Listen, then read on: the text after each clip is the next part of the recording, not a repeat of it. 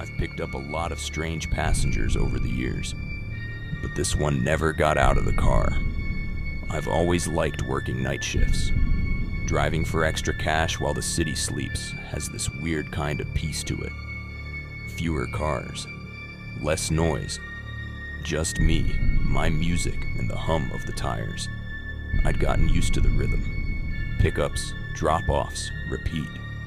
Most nights blurred together, until that one didn't. It was just past 3 a.m., and I was about to call it a night. My tank was nearly empty, and so was my patience. That's when a request popped up, from a gas station about 10 minutes away.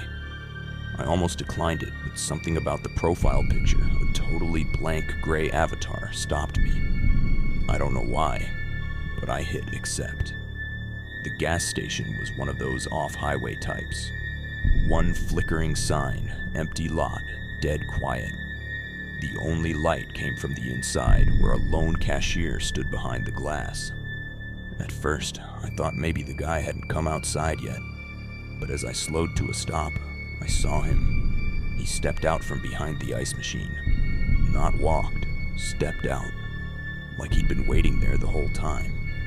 He didn't wave, didn't speak, just opened the back door and got in. I glanced in the rearview mirror. He was wearing this long, dark coat, soaked at the bottom like he'd been walking through puddles. Thing is, it hadn't rained in days. I said, "Good evening," just to break the silence. He didn't answer.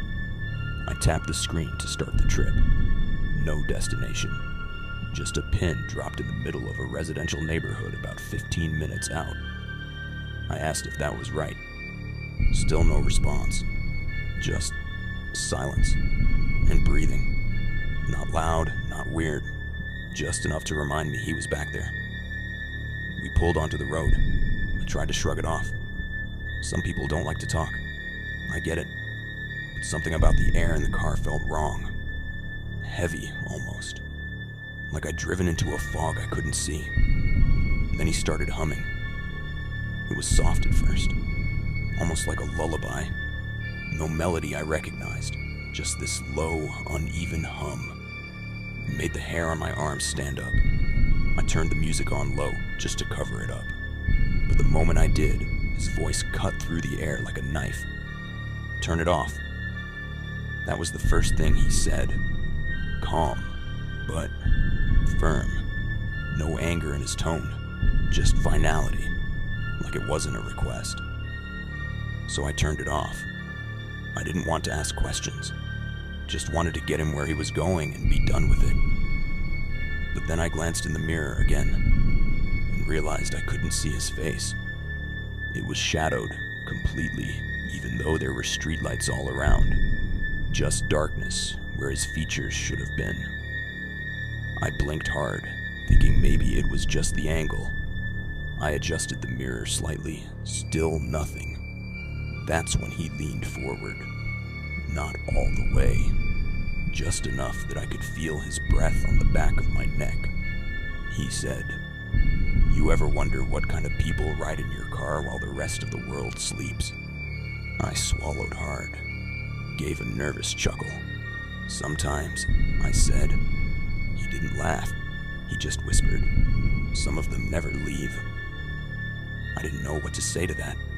My heart was thudding and my hands were starting to sweat on the wheel. I stared at the GPS. 2 more turns. Just 2 more. Then the app glitched. The map spun wildly, recalculating, rerouting. The pin dropped into the woods beyond the neighborhood. I said, "Looks like it changed," trying to sound casual. But he didn't answer. He just sat back again. I slowed the car. "Hey, is this still the right way?" I asked, finally turning around to look. But the back seat was empty. The door hadn't opened. No sound, no movement. Just gone.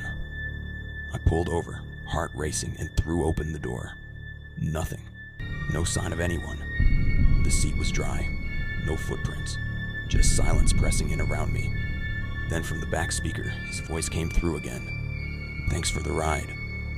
I slammed the radio off. sat there in stunned silence. I didn't move for what felt like 10 minutes. Eventually, I drove back into town, straight home, locked the doors, didn't even bother to finish the shift. The next morning, I checked the trip history. That ride, it wasn't there. No record of a pickup, no destination, no payment, nothing. I thought about deleting the app. I still might. I don't take late night fares anymore. And ever since that night, I always check the back seat. Every single time.